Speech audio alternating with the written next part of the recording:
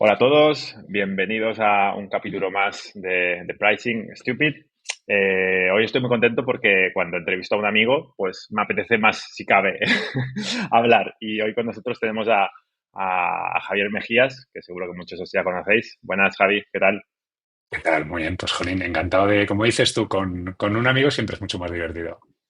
Mucho más fácil, ¿no? Y a veces nos soltamos demasiado la lengua, eso es lo que pasa, que Sí, tal cual. sa- sale algún taco de más y a lo mejor algo que no podemos decir. Bueno, Javi, preséntate para quien no te conozca. Vale, vale. Bueno, pues nada, me llamo Javier Mejías y yo siempre me defino más como emprendedor que como inversor. He montado un par de compañías en mi faceta de emprendedor, pero sí que es cierto que después pasé al lado oscuro, no sé si es el oscuro o el luminoso, creo que es el oscuro, eh, como inversor. Entonces, después de montar la última compañía que fue Startup Explore, pasé a trabajar, digamos, en Bankinter, llevando por un lado el programa de inversión en startups de la fundación de Bankinter y por otro lado un poco los programas enfocados a startups. Y ahí, por ejemplo, monté una cosa muy chula que se llama Scale Up Spain, que además yo creo que tú lo conoces bien, Sí, sí, sí. un programa muy divertido que montamos junto con Endeavor y Guaira, y la verdad es que aprendimos un montón todos. Y mi último destino profesional antes de volver al lado emprendedor fue Plan Play, ¿sabéis? Este fondo de Venture Capital de Estados Unidos.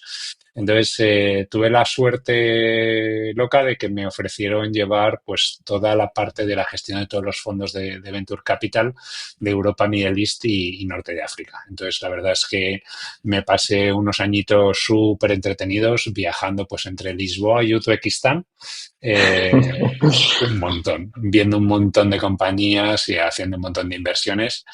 Y la verdad es que súper bien, estaba muy a gusto hasta que un día pues me llamó uno de los emprendedores en los que tuve la suerte de invertir desde Bankinter, que es Chema Molina y que es el fundador de Fenetic. Y me pidió, oye Javi, vente que necesito ayuda. Yo estoy ahora viviendo en San Francisco y necesito ayuda a llevar la compañía y ponerla un poco en marcha y sobre todo necesito estructurarla para el siguiente salto. Y me pareció una idea súper chula, volver a tirarme completamente al barro y a mi faceta de operador, que la verdad es que me parece más divertido a veces que el lado inversor. Y aquí estoy.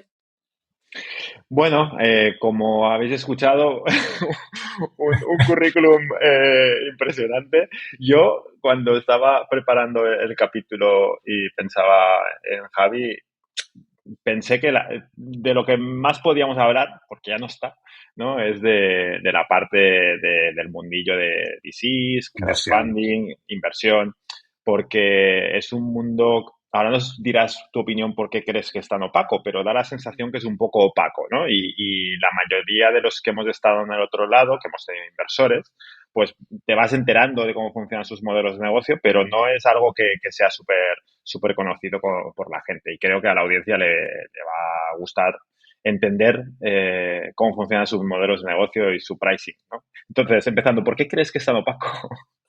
Pues yo creo que, o sea, no es opaco por interés. De hecho, ahora hay un montón de gente escribiendo, intentando dar visibilidad a este mundillo.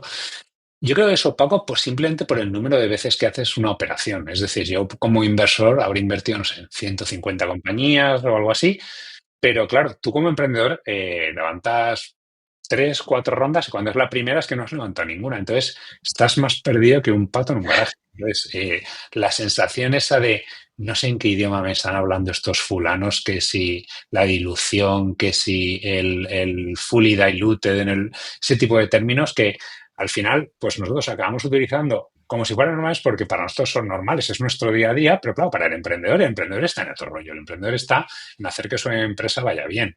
Entonces, de repente les entra una capa completamente nueva de complejidad de gestión, de aprender a toda esta terminología y demás. eh, y wow, es nuevo. Y además, de hecho, hay algunos emprendedores, y esto quizás es hablando de temas polémicos, hay algunos emprendedores que como se ven como muy atraídos por ello y a partir de ese momento piensan que lo de ser VC es la cosa más guay del mundo y y también tiene sus complejidades. Si quieres, luego Ya. hablamos de eso. Ya. Y respecto a cómo estructura el fondo, es decir, al final el fondo no deja de ser una empresa, ¿no? Que tiene que ganar dinero. Y claro, todos entendemos que los fondos ganan dinero cuando invierten en una empresa que acaba siendo vendida por un múltiplo superior, pero luego hay por detrás, ¿no? Que si las comisiones que les cobran, que cobran por gestionar el fondo, que si la comisión por tener éxito de las inversiones, el famoso carry, ¿no? Aquí, ahora entraremos un poco a profundizar sobre estos conceptos, pero antes de profundizar, ¿crees que impacta mucho o, voy a reformular, ¿crees que el emprendedor debería entender cómo funciona el sistema de incentivos del fondo a la hora de decir en qué fondo Totalmente. ir? Totalmente, totalmente. O sea, yo creo que si te vas a meter a jugar a un juego nuevo en un mercado que no conoces, pues lo primero que tienes que hacer es intentar aprender de él. Y esto también te he de decir que la mayoría de los emprendedores se han puesto un montón las pilas y vienen muy preparados. Pero, por ejemplo, un ejemplo muy, muy tonto. Todos los fondos tienen periodos de inversión y periodos de desinversión. Típicamente, si el fondo es de 10 años, durante tus primeros 5 años haces operaciones nuevas y durante tus últimos 5 años sigues apoyando a las compañías que ya has invertido. Entonces, tú como emprendedor, hay una pregunta obligatoria que deberías hacerle a cualquier inversor que tienen un fondo detrás y es ¿en qué momento tienes el fondo? Porque si están en el año uno, normalmente van a estar súper abiertos a hacer cosas como muy exploratorias y que tengan periodos de maduración largos, etcétera. Pero si están en el año 4, quieren compañías no solamente que, digamos, estén en un punto de madurez seguramente superior, sino además que tu perspectiva de vender la compañía no sea de más de 5 o 6 años.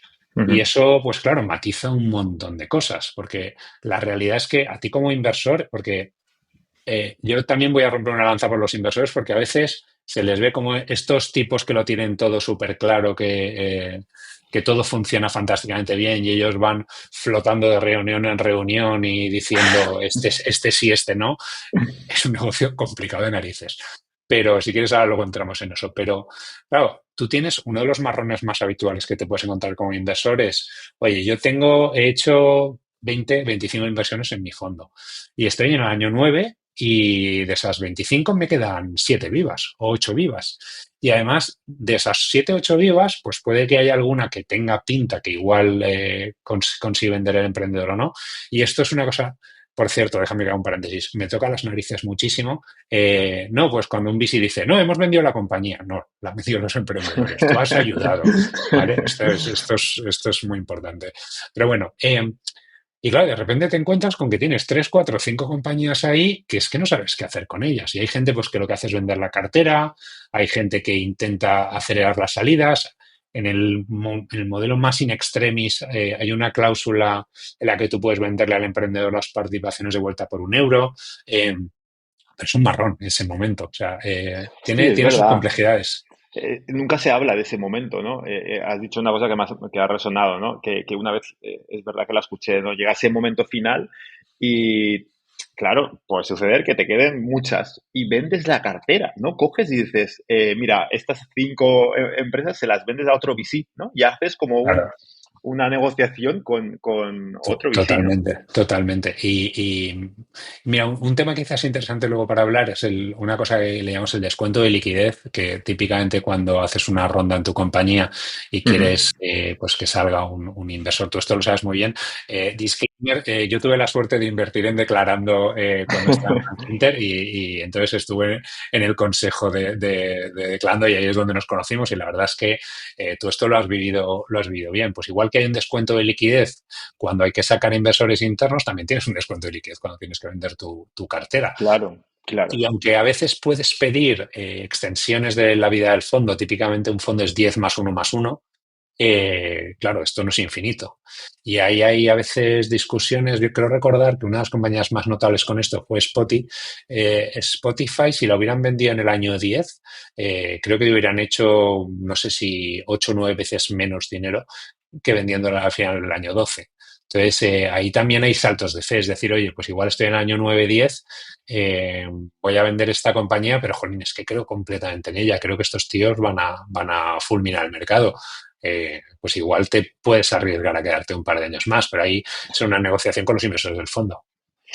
Jolín, la verdad que no me estaba no me había dado cuenta, ¿no? Siempre cuando pones en palabras las cosas, ¿no? Acabas, ¿no? Entendiéndolas mejor. Y estaba pensando, ahora profundizaremos, ¿no? El VC tiene, por un lado, las comisiones estas de gestión para que puedan vivir en el día a día y cobrar los sueldos. Luego tienen el carry, que si te van bien las cosas, pero luego se convierten ¿no? Cogen un activo que es el propio fondo, acaban negociando. Joder, la verdad que es complicado. Tienes que tener. Es poco habitual. No es tan fácil vender la cartera de No participadas, es ¿eh? tan fácil, Esto, ¿no? no, no, En no. España debe pasar poco, ¿no? En España. No, yo creo que el caso y uno de los casos más sonados, y además que creo que lo hicieron fantásticamente bien, fue Equivo con su fondo anterior, pero no es tan habitual. De todas formas, también es cierto que durante estos últimos 2 años que hemos vivido el fresquito del mundo de inversión, sí que ha habido mucha gente que ha intentado liquidar carteras y compañías y se han comprado, pero se han comprado pues a veces a derribo. Hostia, tú. Es que estoy flipando porque, claro, me estoy dando cuenta que esto es como cuando los bancos se quedaban los pisos, ¿no? Cuando la subprime empezaban a vender paquetes, ¿no? Se lo vendieron a Sareb, ¿no? Me acuerdo de que le vendieron 5.000 Sí. millones a derribo al Sareb. Esto es algo parecido. Claro, pero fíjate, que yo creo que aquí lo interesante es entender, o sea, al final, los VCs, voy a decir una cosa que a veces suena muy rara como emprendedor, los VCs no dejan de ser emprendedores, es decir, es gente Ya. que decide montar un lío, que en este caso, en lugar de ser una startup, es un fondo de venture capital, que además decide meter un 1% del tamaño del fondo del venture capital. Ojo, Eso te iba a esto preguntar. Sobre eso te iba a preguntar. esto es una cosa bastante interesante. Tú tienes, o sea, ningún otro inversor te va a poner pasta en tu fondo si tú no has hecho un compromiso demostrando que te crees lo que dices, ¿vale? O sea, yo Ujú, creo que si hay una máxima y un gran aprendizaje en este mundo del venture capital, es esto que dicen los americanos de put your money where your mouth is, es decir, poner el dinero donde tengas la boca. Y aquí se te exige. Entonces, claro, pues puede que haya gente que venga de muy buena familia, etcétera, pero muchas otras veces los VCs, los que están liderando ese fondo, que en el argot son GPs, ¿vale? General Partners, los partners del fondo tienen que poner pasta y si no vienen de una fantástica familia, que muchos de ellos no, pues les toca pues pedir un préstamo y cosas de ese estilo. ya. O sea, ahí hay apalancamiento. Entonces, lo que decíamos, tú, una vez te pones en marcha tu fondo, lo que haces es buscar inversores del fondo. Estos son los LPs, los Limited Partners, ¿no? Que son los que ponen Ujú, la pasta del fondo. Por eso yo siempre digo que el VC realmente es el jamón york del sándwich, porque estás entre tus LPs y tus startuperos. Entonces, ujú. tienes presión de los dos lados. A veces, desde el lado startup tiendes a no ver lo que hay después, pero los LPs también, te aseguro que la gestión del PIS es un trabajo en sí mismo, ¿no? Entonces, todo este rollo te lo contaba porque, ¿por qué tienes que liquidar un fondo? Porque al final los inversores del fondo, los LPs, claro, tú les has secuestrado 10 millones de euros, 1 millón de euros durante 10 años. Es que es un montón de tiempo. Entonces, claro, ellos quieren primero que les devuelva su dinero lo antes posible y ahora si quieres hablamos de cómo se va distribuyendo el dinero a estos inversores, pero también quiere que esto se acabe en algún momento. Sí, sí, está claro. Vamos a empezar por como repasando un poco la vida y hablando de qué dinero se mueve en cada momento, ¿no? Se arranca el fondo y, como bien has dicho, se consigue dinero de LPs y los General Partners ponen un Bueno, 1% como mínimo, o sea, ¿no? esto realmente es un poco más difícil. Lo digo porque también, o sea, no voy a hacer el clásico del pobre VC que llorando, esto nunca he creído en ello, o sea, normalmente tú lo que haces es, comprometes ese 1% del fondo, imagínate, es un fondo de 20 kilos, pues son 200.000 euros, que Ujú, es una cantidad simpática. Entonces empieza un proceso que yo creo que la mayoría de la gente no tiene en la cabeza, que es el fundraising del fondo. ujú, Y si te correcto. parece difícil levantar 1 kilo, 2 kilos para tu compañía, pues levantar 20, 30 o 100 como el último fondo que estaba levantando yo es bastante entretenido. Eh, y además es un proceso, yo creo, doblemente interesante porque durante todo ese tiempo el VC no cobra. Es Ya. decir, tú estás viviendo de ese dinero que has decidido comprometer y a ver qué pasa, porque a veces y muchos fondos no se levantan. Entonces tú empiezas con ese proceso de fundraising que puede ser 6 meses, un año, 2 años, en el que tú le vas a contar tu fondo a la gente, a los diferentes posibles inversores, que aquí vienen family offices, corporaciones, inversores institucionales, lo que llaman los high net worth individuals, es decir, gente que se le cae la pasta de los bolsillos, eh, business angels, o sea, hay un poco de todo. Entonces, ahí hay un proceso muy largo porque así como tú normalmente cuando estás levantando una ronda como emprendedor dices, oye, mira, esto van a ser 6 meses, esto es el deadline que me pongo y lo que tenga levanto. La faena aquí es que tú te has puesto típicamente un deadline de dinero y además esto no lo haces de una sola vez, no levantas los 20 kilos de golpe. Lo habitual es que, digamos, yo me planteo, por ejemplo, haber levantado un 20, un 30% del fondo. En ese momento hago lo que se llama un first closing, es decir, un primer cierre del fondo. Y si, por ejemplo, hemos dicho de 20 kilos, pues vamos a asumir que 5 millones para mí ese sería el first closing. Entonces, ahí los inversores que haya convencido ya hacen su primera aportación y yo me pongo a currar ya. Pero me pongo a currar ya además en un terreno como muy de arenas movedizas, porque tú, por un lado, sigues levantando capital, que es un trabajo full time como muchos emprendedores saben, pero además estás ya también empezando a relacionarte con compañías, empezando a invertir en ellas, etcétera. Entonces, durante todo ese periodo, hasta que haces el cierre completo del fondo, viene una época con bastante incertidumbre, donde el VC realmente está haciendo dos trabajos a la vez y por tanto pues echa muchas horas. No me había parado a pensarlo esto, la verdad que sí, que ahora que he conocido un poquito más a los VCs bueno, por temas de ser el LP, ¿no? En algún sitio, claro, te das cuenta muchas veces desde fuera dices, no, ya he hecho el first closing, ya está, Mm. ¿no? No, no está. Vale, he dicho como, vale, No primera está. etapa. Y a partir del first closing ya empiezan a cobrar salarios la gente que compone el Sí, fondo. sí, típicamente sí. Y ahí hay como un poco de todo. O sea, hay gente incluso que carga esos salarios una vez se ha levantado el fondo, pero no es lo habitual. Y de hecho ahí hay una cosa que yo creo que tampoco se suele mencionar mucho y, y para mí por lo menos fue súper llamativa como emprendedor, que yo he levantado ya unas cuantas rondas. Levantar una ronda es muy difícil, seguro. Pero hay dos cosas que yo me suelo encontrar siempre. Bueno, siempre hay algún capullo hablando en plata en todas las partes, pero en general los VCs es un perfil que vive su reputación. Y como vive su reputación, tiene que ser educado y tratar con una cierta mínima deferencia a los emprendedores. En el mundo del PIT te encuentras, vamos a decirlo así, es decir, hay gente fantástica y yo he conocido a gente súper interesante, inteligentísima, increíble, pero también he conocido a gente que, o sea, de un nivel de mala educación que dices, tío, somos seres humanos, o sea, respóndeme, no me gostes así de repente, o sea, si no te interesa, vale decir, gracias Javier, no me interesa. O sea, te encuentras de todo. La mayoría es gente guay, ¿no? Pero que, vamos a decir que el baseline cuando estás levantando capital es un poco más bajo que cuando estás, digamos, como VC es un poco más bajo que cuando estás Hmm. levantando como emprendedor. Tiene sentido, tiene sentido. Vale, entonces, empiezan a cobrar los salarios del equipo. Aquí me gustaría entender un poco en esta estructura, ¿no? Porque tienes un equipo que, vale, tiene los general partners que han puesto su dinero, que también tienen un sueldo, ¿no? Es lo de siempre. Tú tienes Sí, un sí, sueldo claro. como gestor y tienes un dinero que has puesto como accionista, ¿no? Eso Que es. se rodean de gente, ¿no? De pues, el analista, el director de Eso es. inversiones, de lo que sea. Y ¿hay aquí algún tipo de ratio de buenas prácticas o rangos en los que se mueve? Por ejemplo, si el fondo es de 20 millones, lo normal es que la carga salarial anual o mensual sea de Ah, tanto. ¿Hay ahí ratios? es súper variable. O sea, nosotros, por ejemplo, tenemos en Frenetic hemos levantado, yo creo, unos 19 millones más o menos.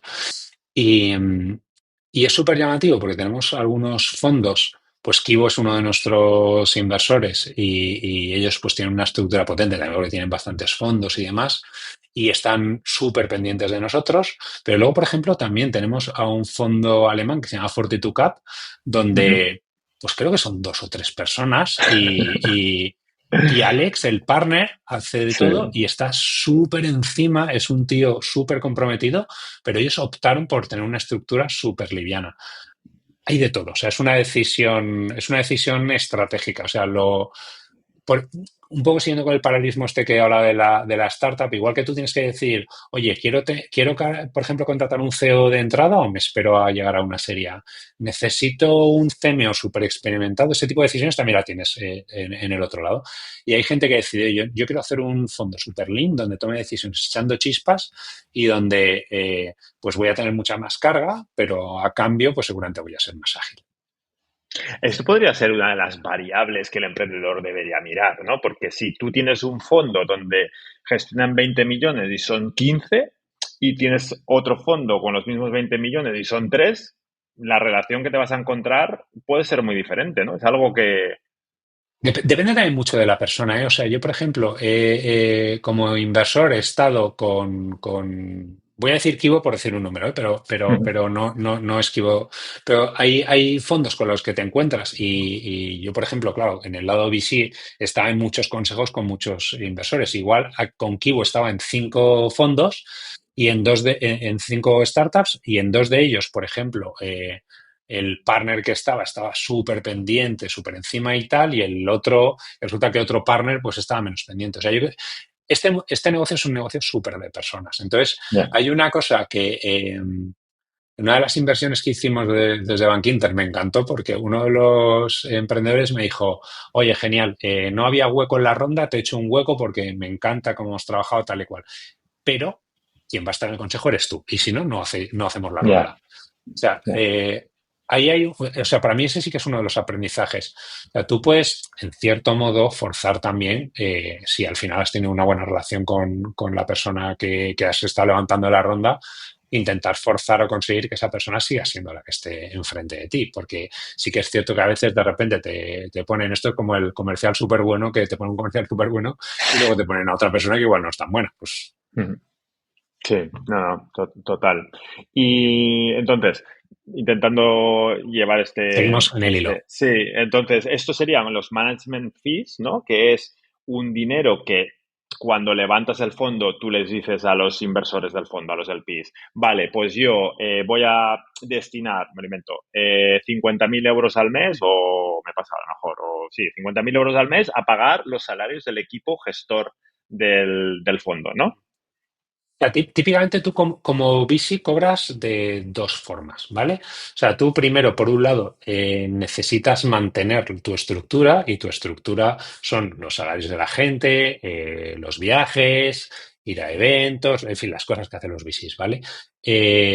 Y eso habitualmente es lo que se llama el management fee, que es un porcentaje del dinero y ahí es lo de siempre. O sea, la gente se queda con que tú como VC cobras número fácil. Tengo un fondo de 10 millones. Si mi management fee es un 2%, que es un poco el estándar de mercado, eso quiere decir que yo cobro 2 kilos cada año, ¿no? Perdón, si es sí, 2 kilos cada año, No, 200.000. como 200.000 cada 200.000, un 2%, sí. Eh, 200.000 cada año como management fee, ¿no?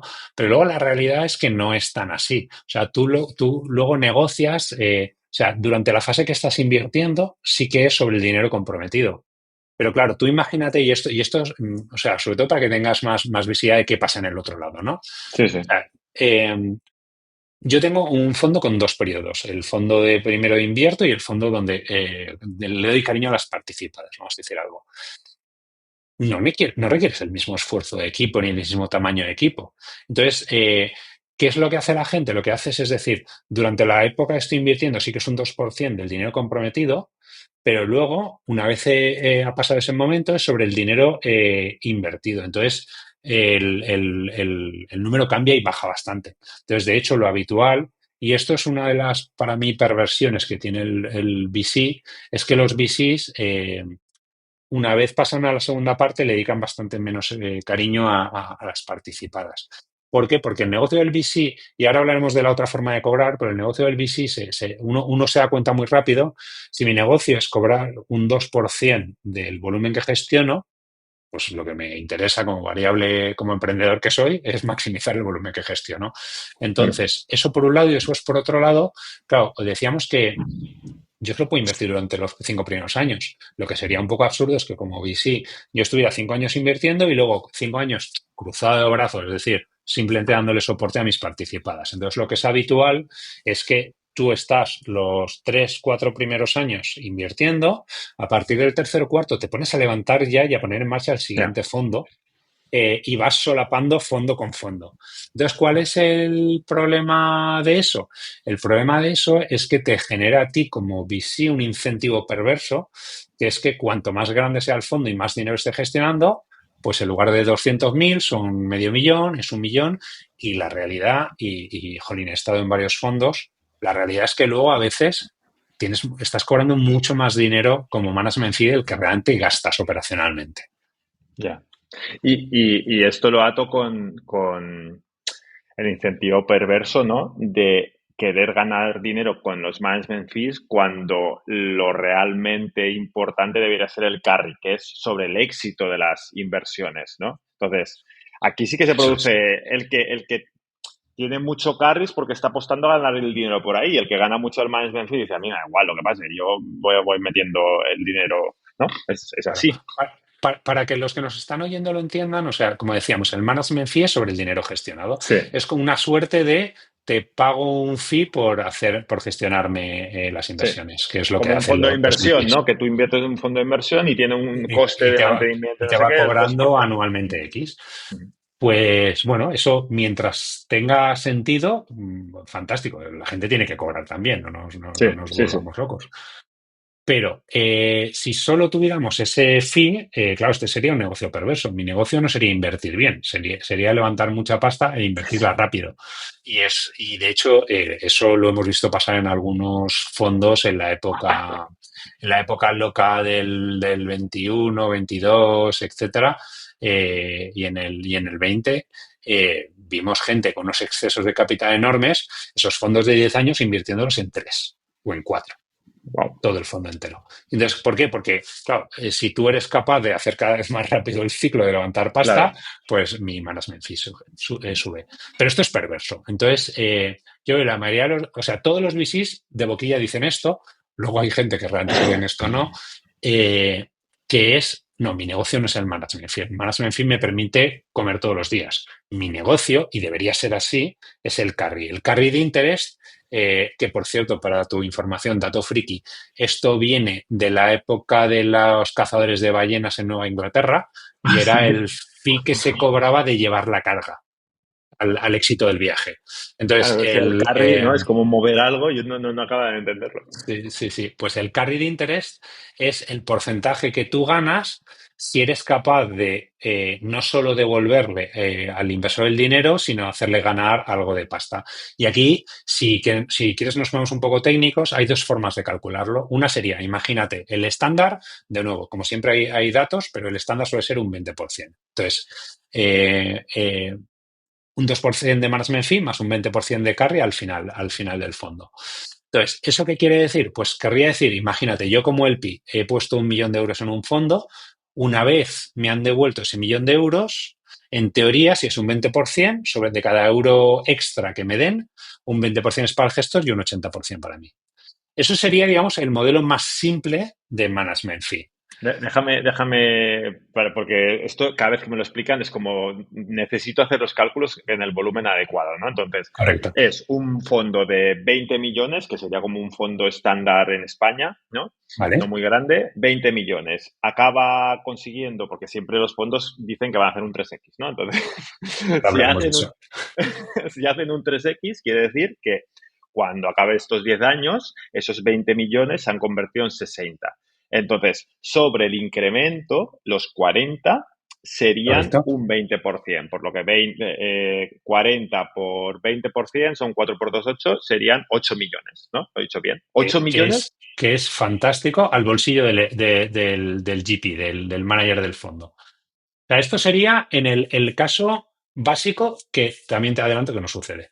En España no, eso sucede en US. O sea, no te digo que no suceda porque no cierren los 60 kilos, sino porque lo que sucede normalmente es que, claro, a ver, si yo he ido a Juanjo a levantar, a pedirte dinero para un fondo y tú me das 10 kilos, por poner un número redondo, eh, esos 10 millones, yo te estoy secuestrando tu liquidez de 10 millones durante 10 años. Si Correcto. yo empiezo a cobrar dinero solamente por devolverte el dinero de hace 10 años, te estás perdiendo dinero. Ujú. Entonces, ¿qué es lo que hacen todos? Y es un estándar en España, desde luego, y en Europa, yo diría que también.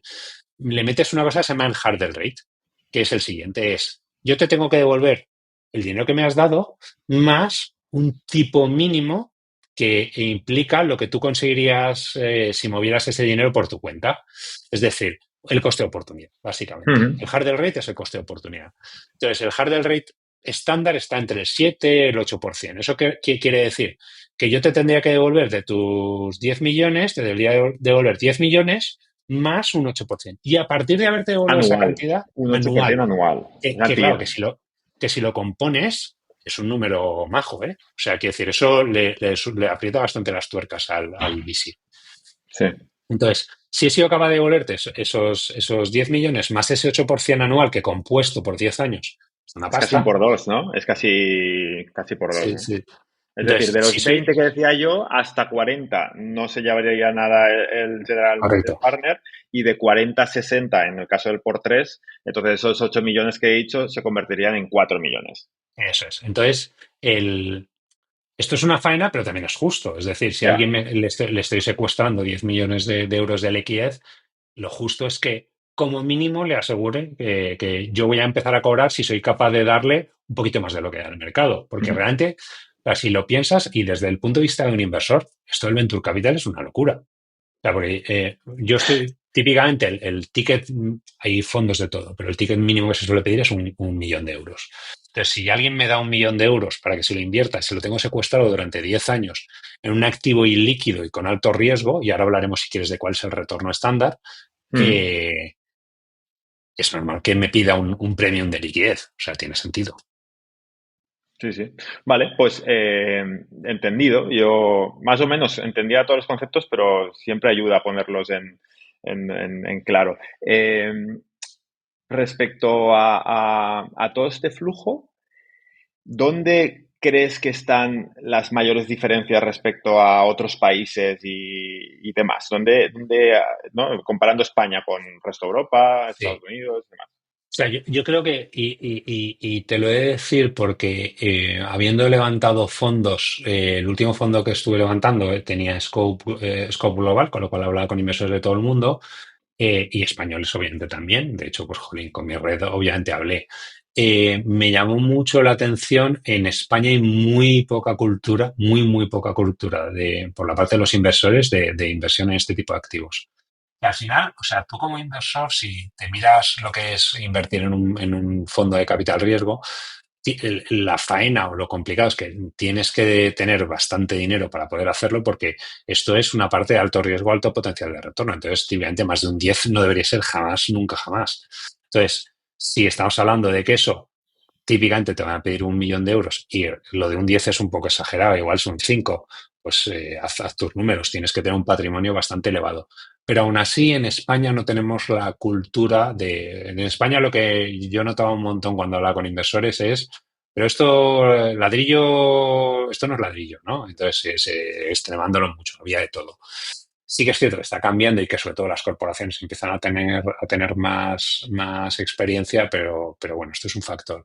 Después creo que también hay otro factor que se notaba un montón desde el lado VC y es que gestores que tengan bastantes años de experiencia y un buen track record como inversores, no hay tantos, pero es que realmente el mercado del venture capital no tiene tantos años en España. O sea, de hecho empezó de una forma, vamos a decir, menos profesionalizada, con fondos muy pequeñitos y con actores que de hecho muchos de ellos ya no están en el mercado.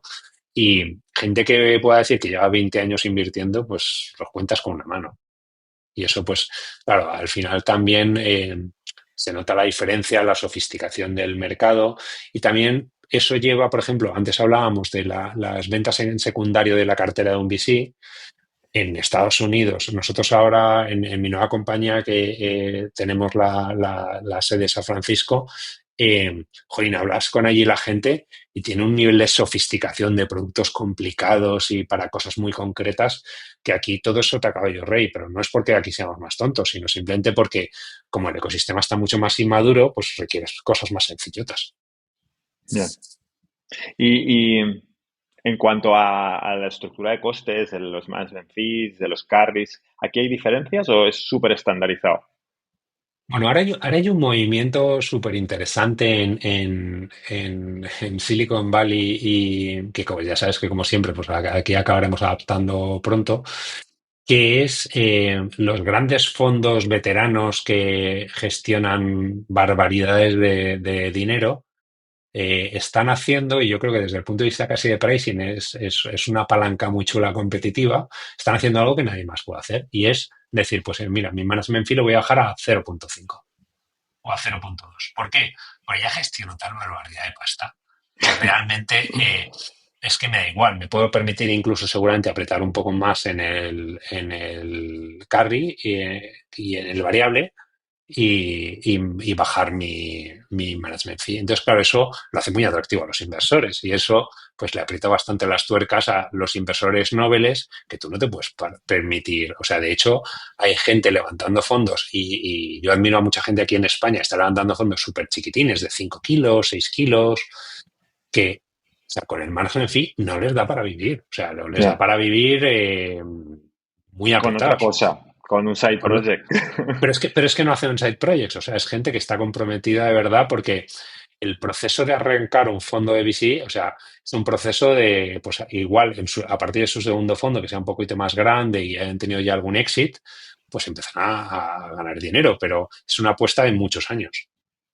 Es curioso porque al final lo que sucede en mercados maduros es lo que acabas de describir, ¿no? Al final acaba habiendo más competencia en precios y eso beneficia al consumidor. Aquí el consumidor es el LP, ¿no? Y entonces lo que estabas Correcto. diciendo que está sucediendo en Estados Unidos es hay muchos VCs, lógicamente no sé cuántos debe haber allí, ahora me lo dirás, pero Infinitos. miles, supongo, y claro, cada vez diferenciarte como VC es cada vez más difícil, pero claro, tienes los que tienen marca, pueden aprovechar la marca, bajan esos costes que pueden llegar. Esto es como los modelos freemium, ¿no? Pueden llegar a, no, no, Tal yo no te cual. cobro nada por esto, yo por gestionar el fondo, como sé que voy a ganar dinero con las inversiones, ya me pagarás, ¿no? Y acabas llevándolo como los comerciales que no ganan un sueldo fijo, ¿no? Que acabas llevándolo todo al variable y la gente está encantada, claro, Claro, con el claro. variable. Pero esto, por ejemplo, yo creo que entronca muy bien con cuál es el valor que da el VC, ¿no?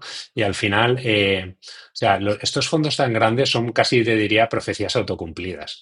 Es Sí, decir, el hecho de que Kleiner Perkins te haya invertido, que Bessemer te haya invertido, que Khosla te haya invertido, automáticamente hace que te vuelva súper atractivo en el mercado. Entonces, casi genera una profecía autocumplida y es algo que ellos aprovechan y aprovechan muy bien. Pero, pero realmente, si eres un fondo que estás en tu tercer fondo, que es lo típico aquí en España, el tercero, el cuarto, los que más, pues tienes que demostrar otro tipo de valor y ahí tiene que ver pues qué valor soy capaz de generar a mis participadas. Les puedo ayudar, desde luego el clásico es, te ayudo con contactos para próxima ronda, que yo soy un tanto escéptico en esto, porque al final las rondas las levantan los emprendedores. Sí que es cierto que aporta valor, o sea, sin ninguna duda, pero eh, a veces genera mucho más valor el tener a alguien que no tiene el árbol en la cara y te ayuda como emprendedor y te ayuda a decir, jolín, oye, ¿te has dado cuenta de esto? Y luego cuando te lo dicen, dices, madre mía, qué cosa más obvia me acaba de decir este hombre y cuánta razón tiene, porque no me había dado cuenta. O te ayuda con fichar a gente relevante. Nosotros, por ejemplo, con nuestros inversores, teníamos que fichar a un CRO bueno, que es una cosa bastante complicada en España, y nos ayudó con unas cuantas intros que nos vinieron de fábula. O sea, realmente de lo que va es, si tú quieres ser capaz de cobrar tarifas premium, etcétera, y llegar a ese foto final, tienes que generar valor. O sea, lo que no puedes hacer es, o sea, VC es un negocio bastante duro y complicado si no lo haces porque te lo crees, ¿vale? O sea, si lo haces, obviamente, cuando está todo el mundo atando los perros con longanizas en el 2021, pues bien, pero ahora hay gente levantando fondos que, wow, se merecen toda mi admiración. ya, ya. Y hablando sobre esto, lo que sí que he visto un poco que ha sucedido en los últimos años, que no sé si se sigue manteniendo, porque era una época también donde había más bonanza, ¿no? Que los VCs acababan generando como equipos internos de ayuda, ¿no? Especialistas Mm, en no sé qué, en ventas, en operaciones. Entonces, como que esos equipos que no eran especialistas como partners, que al final el partner tiene esto, ¿no? Los contactos, las intros, no sé qué, sino gente para ayudar. Acabas creando un coste, ¿no? Es un OPEX, es un mm, coste que mete el VC correcto. dentro de su estructura operativa que tiene que pagar con el management fee para dar soporte y diferenciarse. ¿Esta tendencia continúa o se lo han quitado de encima porque ahora es más difícil levantar? O...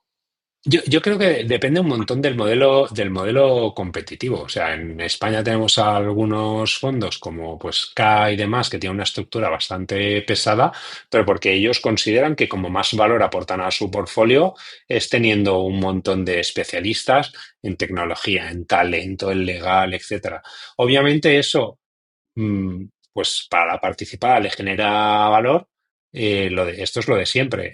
¿Es la única forma de generar valor? No. O sea, yo conozco también fondos, por ejemplo, y de estos no hay muchos en España, pero a mí es una cosa que me parece súper chula y es parte de lo que estábamos haciendo nosotros en Plan Play, que el valor va de presentarte clientes. Eso es Entonces, guay. eso, o sea, todos lo sabemos, el mejor inversor que existe es el cliente, que te da dinero y no te pide más que tu producto a cambio. Entonces, pues lo que pasa es que eso también, de nuevo, requiere que hayas sido capaz de construir una red, de que realmente puedas pulsarla, en fin.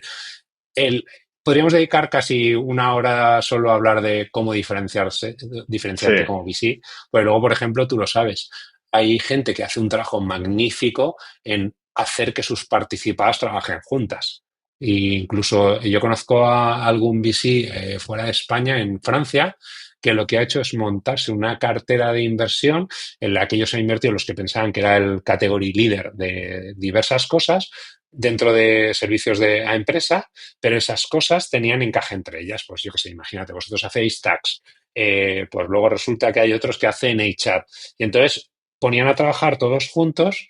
Y entonces, primero, para las participadas era bueno, pero es que luego podías empaquetar la oferta de todas tus participadas y llevarla al lado cliente. la verdad que no, no, es que mola porque al final es me ha gustado, ¿eh? Estamos llegando ya al final del capítulo, pero Sí, creo que hemos aportado una visión de que el VC es una empresa, ¿no? Y que dentro de las empresas tienes problemas de costes, problemas de ingresos, problemas de diferenciación, ¿no? Y correcto. se los encuentra a todos el Sí. VC. Y Jolín, ¿no? además, o sea, fíjate, te voy a poner para que veas también lo de los problemas de ingresos y te lanzo última pullita. Yo como VC, o sea, a mí no, esto no es que cierro el fondo y de repente tú me has comprometido 1 millón de euros y me has dado 1 millón de euros. Tú te has comprometido a lo largo de la vida de esos 5 o 6 primeros años tu 1 millón de euros. Y yo te voy a ir pidiendo ese dinero poco a poco. Eso se llaman los capital calls, ¿no? Sí, Entonces, el timing de cuándo yo voy a pedirte el dinero es súper importante. Porque afecta, por ejemplo, a la TIR, que yo te voy a poder dar, y por tanto afectará al hardware y a un montón de cosas. Pero es que luego también afecta incluso oye, si estamos en un momento donde ha habido pospandemia, estamos en marzo del 20, pues pedirle a los VCs que me hagan las transferencias igual no es el mejor momento. Y por eso, por ejemplo, hay ahora mismo instrumentos financieros que te adelantan el capital call. O sea, ah, sí, para los VCs. sí, sí, claro, claro. O sea, los flujos de ingresos son exactamente igual de importantes en este tipo de negocios. Claro. De hecho, recuerdo que en COVID se mencionaba esto, ¿no? Que los VCs estaban teniendo problemas para coger el dinero de los LPs, el comprometido, porque hubo como una, ¿no? restricción de liquidez a todos los lados. Claro, claro. Cuando hay incertidumbre, el dinero es muy miedoso y es normal. Claro. Wow, me ha gustado mucho, Javier. Yo al Placer. final, ya sabes que me gusta aprender y sobre estos temas y aunque me considero que sé algo de VCs, mira, me has aprendido hoy y espero que la audiencia también lo haya disfrutado. Como te había comentado, ahora me falta la recomendación para que me traigas a alguien aquí al podcast interesante para que puedan disfrutar los oyentes. Muy bien, pues lo estaba pensando y creo que hay una persona que yo creo que tiene un perfil súper interesante, que es Juan Cartagena, Juan es un emprendedor de estos de pura cepa. Montó en su momento Treity, una compañía enfocada en el tema de identidad digital cuando nadie hablaba de esto. Crecieron un montón, se convirtieron en una de esas compañías a punto de conseguirlo. De hecho, ya nos lo contará él, pero estuvo a punto de cerrar un exit muy grandote que se cayó en el último momento y tuvieron que cerrar la compañía. O sea, ha vivido las dos cosas y luego ha estado en el entorno de salud. Y yo creo que es un emprendedor con una visión muy sensata y pragmática de todo esto, pero a la vez con un empuje que alucinas. Entonces yo tuve la suerte de invertir en su última compañía y la verdad es que, y es una cosa que a veces te pasa como VC. O sea, vaya bien la compañía o no, sabes que es una persona a la que seguirás apoyando. Y esta, si yo volviera algún momento a estar en el lado inversor, si Juan montara otra compañía, invertiría en ella sin dudarlo, igual que en tu caso. Gracias. Pues un placer de que nos hagas la intro y que lo podamos invitar. Pues nada, hasta aquí el capítulo de hoy. Muchísimas gracias por venir y espero que a la audiencia le haya gustado. Un placer.